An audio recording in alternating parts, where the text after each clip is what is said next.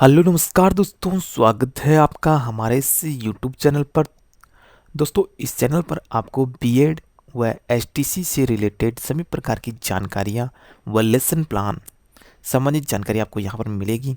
Channel को अभी तक आपने सब्सक्राइब नहीं किया है तो प्लीज़ इसे सब्सक्राइब करें और हमसे आप इंस्टाग्राम पेज और टेलीग्राम पर ज़रूर जुड़ें। वहां पर हम पीडीएफ में लेसन प्लान प्रोवाइड करवाते रहते हैं। दोस्तों, वीडियो आपको अच्छा लगे तो वीडियो को लाइक ज़रूर कीजिएगा और चैनल को ज़रूर सब्सक्राइब कीजिएगा।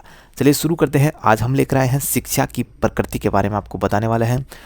इससे पहले हमने शिक्षा का अर्थ बताया है दोस्तों, और शिक्षा की परिभाषाएं भी बता दी है। आज हम बात करेंगे शिक्षा की प्रकृति क्या है, नेचर ऑफ एजुकेशन क्या है। चलिए शुरू करते हैं आज का वीडियो। देखिए, शिक्षा की परिभाषाओं के आधार पर ही शिक्षा की प्रकृति को निम्न प्रकार से बांटा गया है। तो जो शिक्षा की प्रकृति है वो इस प्रकार होती है। पहला है, शिक्षा सामाजिक प्रक्रिया होती है, सोशल प्रोसेस ऑफ एजुकेशन।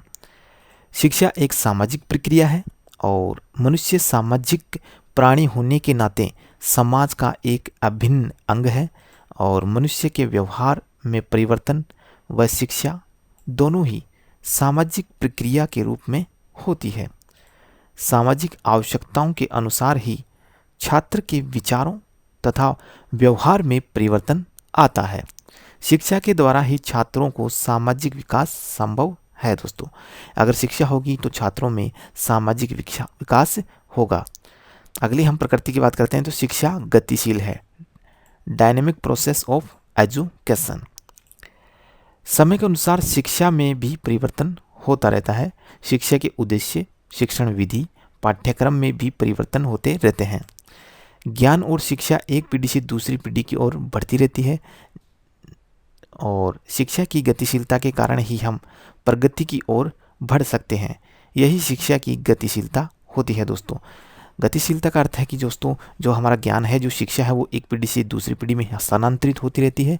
और आज जो शिक्षा है, उसी शिक्षा की गतिशील प्रकृति के कारण ही हमारे जो देश है, राष्ट्र है, उसका विकास होता जा रहा है।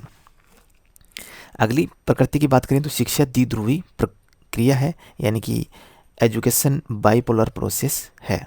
कैसे है देखिए, शिक्षा के दो ध्रुव माने जाते हैं। पहला है टीचर और दूसरा है स्टूडेंट्स। यानी कि शिक्षा कभी मिलेगी, तब मिलेगी जब एक तो शिक्षार्थी होंगे, यानी कि शिक्षा ग्रहण करने वाले होंगे, और एक शिक्षा देने वाला होगा। शिक्षा की प्रक्रिया में दोनों का होना बहुत ही आवश्यक है। एक की अगर दोनों में एक होगा तो शिक्षा की जो प्रक्रिया है वो पूर्ण नहीं होगी। शिक्षक प्रभावित करता है और शिक्षार्थी उससे प्रभावित होते हैं। जी हाँ दोस्तों, बहुत ही अच्छी बात है। और अगली हम जानते हैं कि शिक्षा अनवरत प्रक्रिया है, कंटिन्यूस प्रोसेस ऑफ एजुकेशन।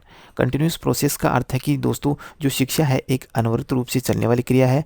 यह मनुष्य के जन्म से लेकर जब तक वह मृत्यु को प्राप्त नहीं हो जाता तब तक वह शिक्षा प्राप्त करता रहता है।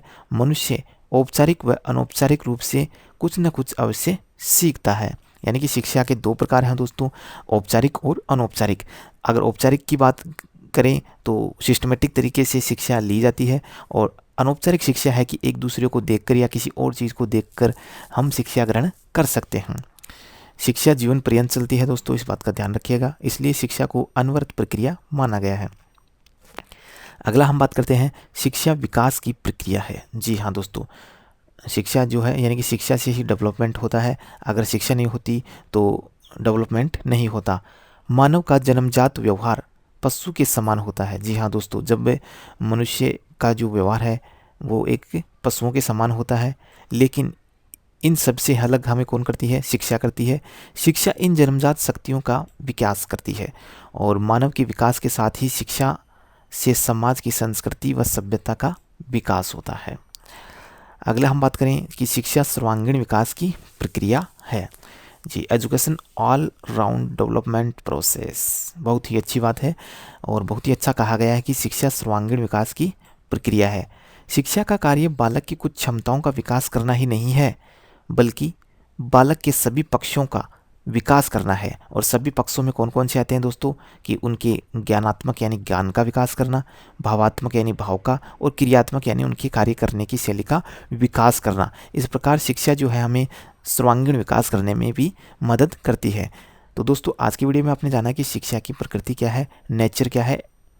और वीडियो आपको अच्छी लगी होगी, वीडियो को लाइक करते जरूर जाइएगा और वीडियो को दोस्तों शेयर भी जरूर कीजिएगा। चैनल को अभी सब्सक्राइब नहीं किया है तो सब्सक्राइब कर ले। मिलेंगे नई वीडियो में, तब तक के लिए धन्यवाद दोस्तों।